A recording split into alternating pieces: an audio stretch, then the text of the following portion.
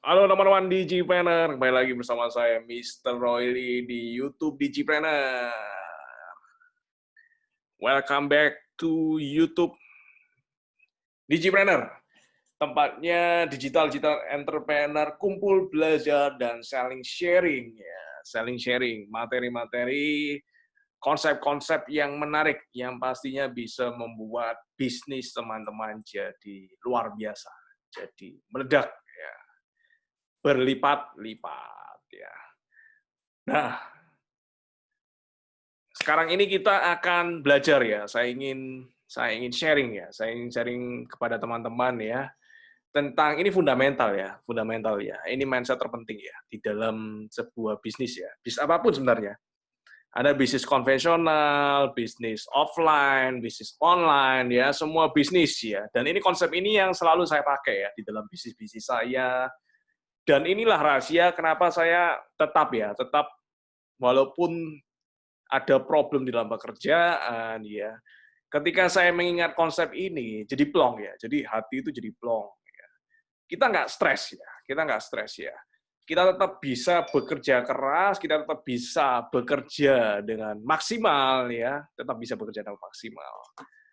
Tanpa harus berpikir yang harusnya tidak perlu kita pikir ya.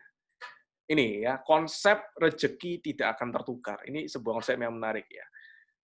Ini juga konsep yang diajarkan oleh mentor saya juga ya, tentang yang namanya konsep bahwa rezeki itu tidak akan tertukar. Nah, apa maksudnya? Apa maksudnya? Buat teman-teman yang pertama bisa perkenalkan nama saya Mr. Royli ya. Ini Instagram saya ya, Mr. Royli. Dan saya penulis 2 buku ya, Success Revolution, Mentor Revolution. Saya pengusaha banyak bidang ya, mulai dari properti, distribusi, ya kan, online, perumahan, dari hulu ke hilir ya. Saya pengennya dari hulu ke hilir ya, properti ya. Jadi developer kita ada, investor properti kita ada, ya kan, lalu agensi properti kita juga ada. Jadi dari hulu ke hilir ya. Dan ini juga ya pengalaman bisnis sudah di atas 10 tahun ya, udah lebih dari 10 tahun. Saya mulai kuliah ya, berbisnis mulai kuliah, terus ini juga YouTube ya, topmotivatorbisnis.com. Jadi teman-teman tinggal buka aja topmotivatorbisnis.com, langsung nyambung di YouTube saya.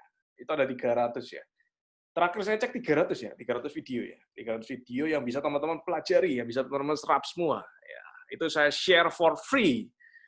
Jadi tugas saya di sini adalah sharing ya, sharing tanpa dibayar ya, sharing tanpa dibayar. Jadi ini adalah sebuah bentuk ya, sebuah bentuk sosial.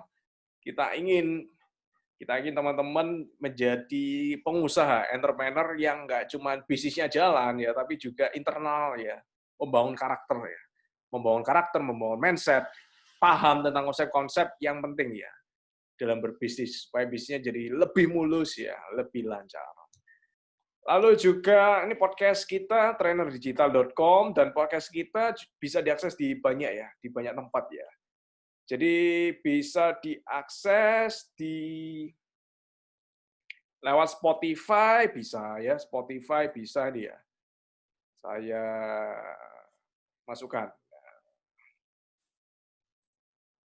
Jadi podcast ya. Jadi di Spotify bisa, lalu juga kalau teman-teman mau akses di teman-teman yang HP-nya iPhone, mau akses di Apple Podcast juga bisa. Lalu kita udah kerja sama Google juga untuk on air di Google Podcast, kita juga ada. Jadi macam-macam ya, macam-macam. Kita ada juga di banyak ya. Jadi kita udah kerja sama banyak platform ya, podcast Digipreneur ya. Jadi teman-teman bisa pakai di mana aja. Kalau saya biasanya dengerin podcast pakai Spotify, karena interface-nya bagus ya. Paling bagus interface-nya. Tapi sebenarnya teman-teman bisa akses juga, ini player.fm, itu teman-teman bisa juga akses di sana ya, player.fm. Nah, lalu juga Podbean ya, podbean.com, kita udah kerjasama, jadi teman-teman juga bisa akses di sana juga ya, Podbean. Lalu podtail.com, kita udah kerjasama juga, jadi teman-teman bisa akses ya. Dan banyak sih sebenarnya. Stitcher.com, iHeart.com, nah ini ya. Cara aksesnya gampang ya, teman-teman bisa akses aja, buka ini, trainerdigital.com. Dan per hari ini ya, bulan ini bulan Juli ya, saya rekaman ini di bulan Juli. Hari ini kita udah ada sekitar 35.000 subscriber ya, untuk podcast Digipreneur. Oh ya, ini pada juga chartable.com kita udah kerjasama, jadi teman-teman bisa dengerin di banyak platform. Radiopublic.com kita udah kerjasama, Breaker.audio sudah, podparadise.com kita sudah banyak sekali ya. Dan kita juga udah banyak ya diapresiasi oleh media-media seperti banyak podcast Digipreneur, Akurat ya, akurat.co, 8 podcast yang bisa bikin keuanganmu tetap stabil ya. Kita udah masuk ya. Ini coba saya sharekan ke teman-teman ya. Ini saya bantu sharekan ke teman-teman. Nah ini 8 podcast ini bisa bikin keuanganmu tetap stabil. Nah ini kita masuk ya urutan kedua. Digipreneur Podcast. Nah ini ya kemampuan. Nah ini Digipreneur Podcast kita udah ada beberapa sih media yang sudah mengulas kita. Ya. Thank you buat apresiasinya dari akurat.co. Thank you banget. Ini ya. Digipreneur Podcast nomor 2 ya. 8 dari akurat.co. 8 podcast ini bisa bikin keuangan tetap stabil. Thank you. Sudah diapresiasi. Lalu ini saya kembalikan ke slide saya. Jadi nih, Digipreneur Podcast ya. Oke, kita lanjut. Nah, konsep rezeki ya, tidak akan tertukar ya. Ini konsep yang menarik ya. Ini konsep yang menarik. Kalau teman-teman paham tentang konsep ini penting ya. Penting untuk teman-teman dipahami ya. Tentang konsep rezeki yang tidak akan tertukar ya. Jadi kita ini gimana cara dapetin rezeki? Ya jelas ya dengan berusaha. Tapi benarnya rezeki itu ada banyak ya. Rezeki ada banyak ya. Jadi ini konsep rezeki. Sebenarnya rezeki ada banyak. Jadi kita nggak ngomongin cuma rezeki secara material ya. Kita nggak ngomongin rezeki secara material doang. Tapi rezeki secara luas ya. Rezeki secara luas ya. Jadi ini macam-macam rezeki. Ya, macam-macam rezeki. Yang pertama material ya, finansial. Kita punya banyak duit, kita punya banyak aset, ya kan? Kita nggak punya utang, lalu uang kita banyak, prioritas di banyak bank. Nah, itu finansial ya. Bisnis kita banyak, lalu dari segi waktu, rezeki dari segi waktu. Kita punya waktu dengan keluarga, family, tapi tetap bisa making money ya. Kita punya waktu dengan teman-teman ya yang kita biasa kumpul.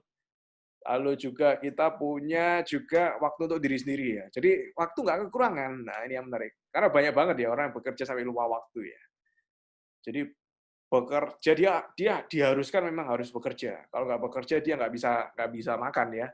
Kita beruntung punya waktu. Nah itu termasuk rezeki. Ya. Kesehatan itu juga rezeki ya. Apalagi kita lagi wabah ya, wabah corona. Kita nggak kena corona misalnya ya. Kalau Anda kena corona ya sudah ya kan. Bersyukur aja Anda bisa sembuh sekarang. Kalau Anda tidak kena, Anda bersyukur ya, diberi kesehatan ya. Lengkap ya, tidak cacat ya. Lengkap ya. Karena ketika kesehatan dibandingkan dengan finansial, uang itu jadi tidak bernilai ketika Anda sakit ya. Nggak bernilai ya. Anda sekali ring ya, misalnya kena jantung ya, satu ring itu 150 juta. Anda pasang 3 ring itu 500 juta. Ya. Kalau Anda nggak sakit jantung, Anda anggapannya menghemat duit 500 juta. Jadi konsepnya seperti itu. Kesehatan itu termasuk rezeki. Itu kesehatan. Lalu keluarga. Itu juga termasuk rezeki. Anda punya orang tua yang lengkap, ya kan? Anda punya istri, punya anak, ya kan? Anda punya misalnya saudara-saudara, itu suatu konsep yang itu termasuk rezeki ya, rezeki. Kalau dibandingkan dengan uang ya, ada banyak orang yang kaya juga tapi tidak punya keluarga ya, juga ada juga ya kecelakaan apa semua. Ya itu patut disyukuri ya. Itu keluarga, itu juga termasuk rezeki ya, termasuk rezeki. Finansial, waktu, kesehatan, keluarga, pendidikan. Anda yang punya kesempatan untuk memperoleh pendidikan lebih tinggi, Anda S2, Anda ngambil S3, ya kan, Anda kuliah di luar negeri, Anda dapat MBA, dapat gelar-gelar dari luar, itu termasuk rezeki ya, itu termasuk rezeki ya. Coba bayangkan banyak orang yang nggak bisa kuliah di luar negeri, nggak bisa kuliah, tapi Anda bisa, ya itu termasuk rezeki ya. Pendidikan, ya. Pendidikan itu termasuk konsep rezeki ya. Spiritual juga ya, spiritual. Lalu sosial, ya kan? Skill, kemampuan, ya. Anda bisa skill ini, experience. Sebenarnya banyak ya. Jadi konsep rezeki itu yang saya bahas itu banyak ya. Ternyata rezeki itu nggak cuma itu doang ya. Nggak cuma itu doang. Kita nggak ngomongin cuma duit ya. Uang ya. Orang biasanya, orang umumnya menganggap bahwa rezeki itu cuma duit, titik, udah. Kerja untuk dapat rezeki, kerja untuk dapat uang ya. Tapi sebenarnya rezeki itu luas, ya. Holistik ya. Nah ini pertama kali, ini dasar ya. Macam-macam rezeki ini harus teman-teman tahu. Ya. Nah, lalu kita masuk ya, kita masuk. Kita udah tahu ya, banyak macam-macam rezeki. Nah, sekarang kita masuk rezeki yang material, rezeki finansial. Maksudnya gimana? Teman-teman kan ini paham ya. Jadi kalau misalnya kita bekerja, itu kan berarti proses ya. Kita kerja keras ya. Dari jam 8 sampai jam 11 malam. Itu saya biasanya jadi jam kerja saya itu dari jam 8 sampai jam 11 malam. Itu all the day, all the time ya. Sabtu, Minggu tetap ya. Bukan alasan tetap kerja ya. Terus hari libur tetap bekerja ya. Bahkan waktu saya jalan-jalan ke luar negeri tetap saya bekerja ya. Jadi itu proses dan itu proses bekerja keras ya. Anda pernah dengar ya istilah hasil itu tidak mengkhianati proses ya. Terbalik, proses itu tidak mengkhianati hasil ya.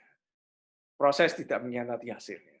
Nah, kalau Anda ingat proses tidak mengkhianati hasil ya, berarti kalau Anda bekerja keras maka pasti akan menulai hasil. Logikanya kan seperti itu ya. Atau kalau misalnya dibalik, kalau saya tidak bekerja keras, maka proses ya, saya tidak berproses. Karena saya tidak berproses, maka saya tidak dapat hasil ya. Mungkin teman-teman pernah dengar ya, falsafah, filosofi seperti itu. Apakah benar? Apakah salah? Ya, tidak ada yang benar, tidak ada yang salah. Yang pasti adalah satu hal ini ya. Proses itu kewajiban kita ya. Kita mau proses bekerja dengan maksimal, kita proses bekerja dengan sungguh-sungguh ya, bekerja keras ya. Itu adalah proses kita, kewajiban kita ya. Tapi masalah hasil itu dua hal yang berbeda ya. Masalah hasil itu hak yang di atas. Ya.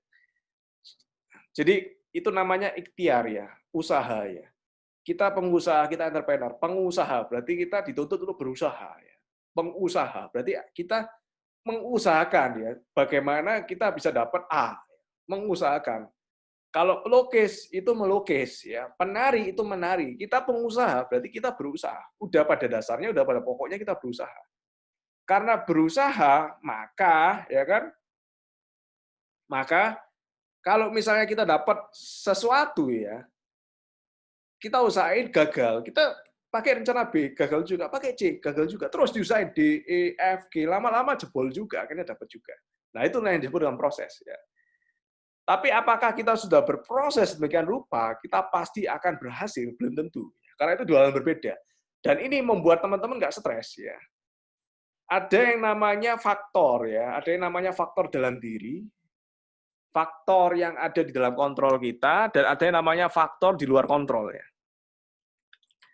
Jadi faktor di dalam kontrol, pakai R ya.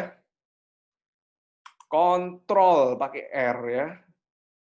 Kalau nggak pakai R itu berarti alat vital ya. Kalau pakai R itu alat vitral. Jadi faktor di luar kontrol ya. Di luar ya kontrol. Nah, faktor-faktor di dalam kontrol kita adalah faktor-faktor yang kita bisa pengaruhi ya. Kalau misalnya terjadi sesuatu yang di luar faktor kita, yang tidak kita bisa pengaruhi ya sudah ya. Itu bukan area kita. Karena bukan area kita ya sudah, kita nggak perlu pikirkan. Itu udah areanya di atas. Jadi kita ini proses itu cuman kita doang ya, cuman kita doang. Kalau misalnya nggak berhasil ya sudah, yang penting ikhtiar, berusaha. Jadi itu konsep yang penting. Kita usahain gimana caranya kita berusaha, kita dilihat sama yang di atas, itu yang di atas itu sampai terharu. Orang ini sudah bekerja keras, sudah mati-matian, dia udah berpuasa, ya kan? Dia berdoa tiap hari, dia juga bersedekah, ya rutin bersedekah, dia membantu banyak orang, dia sharing-sharing hal-hal yang positif, ya kan? Dia banyak sosial, dia berusaha kerja keras pagi sampai malam, kerja jam 8 sampai jam 11 malam kerja, malam juga kerja, hari libur juga kerja ya. All the time, walaupun udah dikasih rezeki yang bagus, tapi dia tetap kerja keras ya. Jadi buat yang di atas itu sampai terharu ya, melihat kerja kita itu sampai terharu. Yang kita bisa lakukan cuma itu doang. Nah, karena itu yang disebut dengan faktor di dalam kontrol. Faktor di luar kontrol terjadi ya sudah ya. Ya nih, buat yang di atas itu terharu dengan kerja kita. Nah ini yang bisa kita lakukan ya. Udah sampai sini doang udah. Kalau misalnya nggak berhasil ya sudah, kita pakai rencana yang lain. Nah, jadi kita nggak stres ya, kita nggak stres. Yang penting kita upgrade diri, kita belajar skill baru ya. Yang lain santai-santai, kita belajar terus skill baru. Yang lain setelah kuliah udah beres, dia nggak mau belajar, kita tetap belajar. Kita ambil S2. Kita ngambil S2 hukum, kita ambil S2 ekonomi, terus kita ambil kuliah dari luar negeri, kita berusaha. Itu namanya proses berusaha. Kita belajar banyak, kita belajar banyak skill, kita upgrade diri, tetap ya. Jadi kita usaha ini maksimal, ini prosesnya maksimal. Tapi belum tentu hasilnya maksimal juga ya. Belum tentu. Tapi kemungkinan besar secara logika, ketika kita berusaha maksimal, hasilnya juga harusnya maksimal.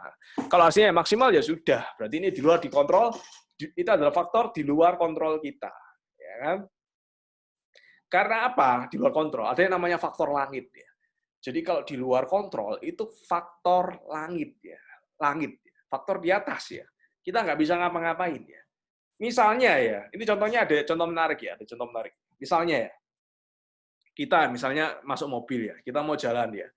Kita mau pergi ke kebun binatang misalnya ya. Atau pergi ke mall ya, pergi ke mall mau jalan-jalan ya. Kita di dalam mobil kita udah maksimal ya.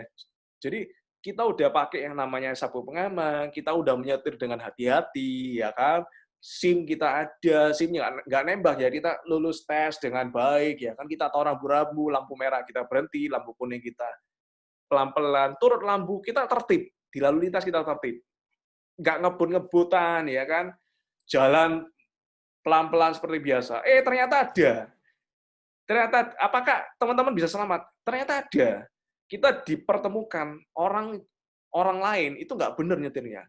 Nggak pakai sabuk pengaman, nyetirnya banter ya, banter itu cepat ya. Nyetirnya cepat, ugal-ugalan ya, akhirnya tabrakan. Akhirnya tabrakan. Salah siapa? Problemnya salah siapa?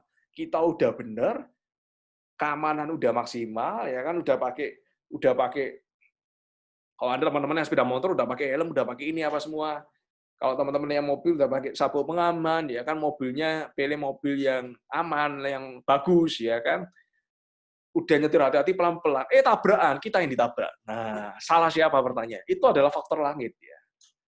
Alias kalau orang-orang di luaran sebut sebagai takdir. Dan itu faktor di luar kontrol kita. Karena faktor di luar kontrol kita nggak usah dipikir ya, nggak usah dipikir. Kita udah berproses dengan maksimal, ternyata dikasih hasil result yang tidak sesuai dengan harapan kita. Nah, itulah faktor langit. Karena udah faktor langit, ya kan, itu contoh dalam kehidupannya. Kalau contoh dalam bekerja, kita udah bekerja keras, kita udah sedekah sana sini, kita bantu banyak orang ya kan. Kita sharing ke banyak orang. Leadership kita bagus, kita upgrade skill ya kan. Kita juga ngayomi pegawai, ngajarin tim ya kan. Yuk kita berkembang sama-sama ya kan. Pagi, siang, malam tetap kerja. Lalu juga Sabtu Minggu tetap bekerja, juga hari libur juga tetap kerja. Kita maksimal udah. Melakukan yang maksimal semaksimal mungkin yang kita bisa. Ternyata musibah datang ya. Tiba-tiba kena corona misalnya ya. Usaha sepi ya, tutup ya sudah ya. Mau diapain ya? Itu faktor langit. Yang penting prosesnya kita sudah maksimal, ikhtiar kita udah maksimal. Ketika something shit happen di luar kontrol kita, nggak usah dipikir, ya nggak usah dipikir. Itulah yang disebut dengan faktor langit. Ya. Yang penting kita berusaha. Itu intinya kita memantaskan diri kita. Ya. Ini ada rezeki. Ya. Kita memantaskan diri kita. Tapi kalau yang di atas menganggap kita belum pantas, ya sudah. Ya. Nggak usah dipikir lagi. Nggak usah dipikir lagi. Dan tidak usah menyalahkan siapapun. Ya. Dan tidak usah menyalahkan siapapun. Ya. Nah, ini juga ada ya konsep menarik ya tentang namanya hambatan dan kemudahan ya. Misalnya ya, kalau kita sudah berusaha semaksimal mungkin ya kan, dan ternyata kita dapat hasil yang sesuai, ya, itu yang disebut dengan kemudahan. Kemudahan kita dikasih kemudahan ya. Saya ulangi lagi, kalau kita udah berusaha maksimal ya kan, prosesnya udah bener, hasilnya dapat sesuai dengan keinginan kita. Nah, itu kita dikasih yang namanya kemudahan. Lalu yang kedua, kalau misalnya kita sudah berusaha maksimal, ya kan, tapi hasilnya nggak sesuai dengan harapan, tapi malah kita jadi bangkrut, ya, kita malah dikasih musibah, ya. Nah, itu yang disebut dengan hambatan. Nah, maksudnya gimana ya? Dua hal ini kalau teman-teman perhatikan, dua hal ini adalah sama-sama rezeki. Kalau misalnya kemudahan, itu rezekinya udah matang ya. Kita tinggal ambil aja. Tapi kalau kita misalnya dikasih kesulitan, dikasih hambatan, itu rezeki mentahan. Jadi ada namanya konsep rezeki mentahan dan rezeki matangan ya. Nah, ini ya. Ini kayak rujak ya. Ada rujak matangan, ada rujak mentahan ya.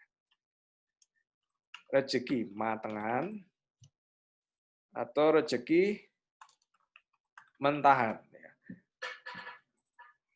Kalau kita berusaha dapat hasil, itu kita dapat kemudahan. Itu rezeki matengan, tinggal caplok aja. Udah ditransfer duit, udah beres. Udah. Itu matengan. Udah. Nggak perlu kita ngapa-ngapain. Tapi ada rezeki mentahan. Kita udah berusaha, ternyata nggak dikasih sesuai. Nah, ini mentah. Ini sebenarnya rezeki. Rezeki ya. Tapi belum dipoles. Ya, belum dipoles. Ya. Jadi yang kita lakukan adalah berusaha lagi. Ya, berusaha lagi. Kita perlu namanya upaya ekstra. Ya. Extra mile, istilahnya kalau konsep bahasa Inggris disebut dengan extra mile. Lakukan upaya ekstra. Untuk apa? Untuk dimasak. Jadi rezeki mentahan ini harus dimasak dulu. Dimasak dulu, dikasih yang namanya bumbu ini, bu, diracik ya, baru jadi rezeki matangan. Paham nggak konsepnya? Paham nggak konsepnya? Jadi rezeki mentahan itu butuh dimasak. Ya. Rezeki mentahan itu butuh dimasak. Pernah nggak teman-teman berpikir ya? Pernah nggak teman-teman berpikir ya? Saya sering terjadi ya, saya sering berulang kali terjadi kasus yang namanya rezeki mentahan ini. Berulang kali, udah sekian kalinya, sampai hafal ya.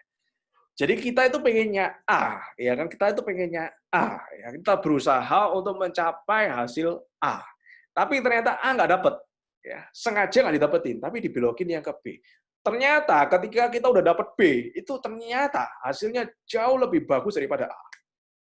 Ternyata hasilnya jauh lebih bagus, ya kan, lebih bermanfaat, ya kan, jauh lebih bagus, lebih oke dari sudut manapun. Ternyata ketika kita udah dapat lagi B, jadi ternyata kita bisa dibelokkan. Kamu mau A, ya kan, ternyata kamu ini harusnya jangan A, kamu ini layaknya B. Tak kasih kamu lebih bagus, ya.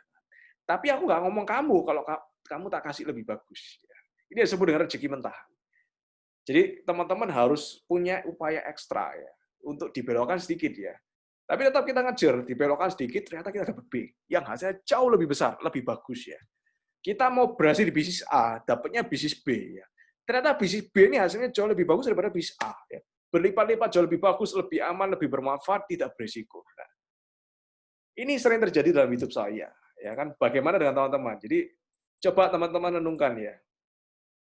Rezeki-rezeki mentahan apa yang teman-teman dapat ya selama hidup teman-teman. Yang teman-teman pikir ini hambatan. Kok saya pintain nggak dikasih-kasih? Ternyata dikasihnya jauh lebih bagus ya. Coba komen ya. Komen di bawah ya. Komen di bawah ya. Rezeki mentahan apa yang teman-teman dapat ya. Rezeki mentahan apa. Dan tujuannya kenapa dikasih seperti itu ya? Banyak hal. Mungkin supaya kita nggak sombong ya kan. Masa kita minta apapun kita dikasih ya. Seperti Midas ya. Tahu nggak Midas? Midas Touch. Semua yang dipegang itu jadi emas ya.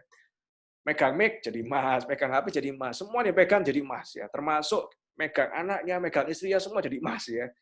Nah, kalau jadi emas kan berarti mati ya. Itu kisah yang namanya Raja Midas, itu terkenal ya. Nah, supaya kita nggak sombong, bisa seperti itu ya. Atau supaya kita sadar ya kan, bahwa yang namanya human, manusia itu terbatas ya, macam-macam lah. Itu bisa alasan spiritual ya kan. Itu ya, jadi itu rezeki mentahan ya. Dan ini ada rezeki. Ini konsep terakhir, dan ini yang paling penting. Yang paling menarik, yang paling penting, yang harus teman-teman tahu ya. Rezeki yang tidak tertukar. Inti dari materi saya kali ini ya. Materi konsep rezeki tidak akan tertukar ada di bagian ini. Rezeki itu tidak akan tertukar. Maksudnya gimana? Misal kalau kita berperang ya. Misal kalau kita perang ya. Kita ini perang, kita ini prajurit-prajurit ya. Nah, kita lawan musuh yang pakai pistol ya. Pistol ya. Kita pakai pisau misalnya ya. Kan pasti kalah, pasti ketembak ya. Nah, kan ada peluru ya. Jadi peluru itu ya kan, kalau memang peluru itu akan kena kita ya kan. Dia akan kena kita ya. Konsep rezeki itu seperti itu. Paham nggak maksudnya? Jadi kalau peluru itu nembak kita, kita ditakdirkan dapat peluru itu ya. Kita mau loncat kemanapun ya kan. Kita mau duduk ya kan, kita mau lari ke belakang bukan lari ke depan ya, kita mau larinya siksa, kalau memang takdir kita dapat peluru itu, pasti kita akan dapat peluru itu ya, tidak akan tertukar oleh yang sebelah kita. Jadi rezeki itu seperti itu, rezeki itu tidak akan tertukar ya. Jadi kalau misalnya teman-teman dapat ya kan, misalnya ya, saya sering kali terjadi ya, misalnya teman-teman kerjasama ya kan, kongsian bisnis ya kan, bagus ya, bisnisnya membesar, dapat hasil besar ya, ratusan juta, miliaran ya, profitnya dapat bagus. Ternyata udah tahu ya, partner bisnisnya teman-teman udah tahu, rahasianya itu di sini. Caranya itu seperti ini. Akhirnya buka sendiri, ya. Akhirnya buka sendiri. Ditiru caranya ya. Teman-teman tinggal ingatin konsep ini ya, rezeki tidak akan tertukar ya. Kalau memang rezekiku ini sekian ya kan, sampai kapanpun, apapun yang terjadi, kalau kita udah digariskan rezekimu itu sekian, ya kan, kamu pasti akan dapat sekian ya kan. Walaupun kita apapun yang terjadi, kita dibelokkan ke kiri ke kanan ya kan, partner kita misalnya buka bisnis baru yang persis sama kita ya kan, nggak usah khawatir, nggak usah khawatir, karena rezeki nggak akan tertukar, ya kan? Tidak akan tertukar ya. Dan ini berlaku juga ya, loh Pak, kalau memang kita udah ditakdirkan dapat rezeki sekian ya, berarti kita nggak perlu kerja keras. Belum tentu ya, harus tetap ya. Itu namanya, itu tadi dibahas ya. Ada yang namanya proses, ada yang namanya hasil ya. Rezeki kita jatahnya sekian ya kan. Tapi kalau dilihat kamu belum dapat, kamu belum pantas itu dapat ini ya nggak dikasih ya kan, nggak dikasih. Tetap harus yang namanya proses itu harus ya. Yang namanya proses itu harus. Itulah alasan kenapa ya, kalau misalnya saya dalam berbisnis ya, dalam berbisnis menjalani bisnis saya, tetap kita bekerja keras, tapi pikiran plong ya, pikiran plong ya. Kita nggak akan ketika mendapatkan hasil yang tidak sesuai ya, kita nggak perlu kecewa ya, karena sudah ada yang namanya jatah rezeki, udah digariskan ya. Kamu akan dapat sekian ya. Nah, kita tinggal berproses ya untuk dapat itu, dan nggak akan tertukar. Nggak akan tertukar, rezeki itu nggak akan tertukar sama sebelahmu, nggak akan tertukar sama musuhmu, ya kan, nggak akan tertukar sama kompetitormu, ya kan, nggak akan tertukar ya. Karena sudah dikasih nama, rezeki kamu ini, namamu A, rezeki kamu ini, namamu B, rezeki kamu ini. Tinggal kita prosesnya adalah memantaskan diri kita untuk berproses ya. untuk bekerja keras, ya. Untuk mengupgrade diri, untuk mengupgrade ilmu. Supaya apa? Supaya ketika kita udah dapat, ya kan, kita bisa mensyukuri apa yang sudah kita dapat. Dan itu adalah intisari dari materi saya kali ini. Konsep rezeki tidak akan tertukar. Dan saya yakin teman-teman yang paham tentang konsep ini pasti akan lebih plong ya dalam berbisnis, ya kan, bekerja keras dalam mendalami bisnisnya masing-masing. Sukses selalu buat teman-teman, dan jangan lupa dengarkan podcast saya ya, Digipreneur Podcast. Teman-teman posisi sekarang udah ada sekitar 100 ya, 100 materi audio yang bisa teman-teman dengerin ya di sana. Bagus banget, bagus ya. Sudah 30.000 ya, 35.000 ya subscribernya ya. Jadi pasti bagus banget ya. Oke, sekian dari saya. Selalu buat teman-teman. Salam Digipreneur. Kembali lagi ke Digipreneur YouTube berikutnya.